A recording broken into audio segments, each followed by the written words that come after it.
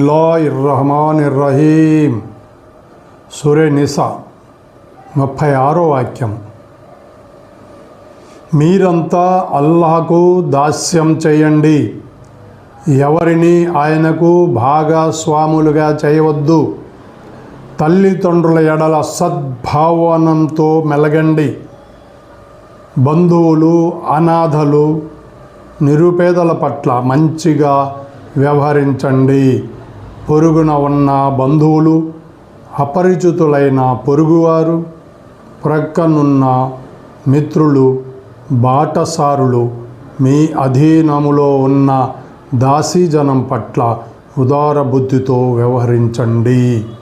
గర్వాతిశయంతో కన్ను మిన్ను కానిరాని వారు, తమ గొప్పతనం గురించి విర్రవీగేవారు అంటే అల్లా ఇష్టపడడు అని గట్టిగా నమ్మండి.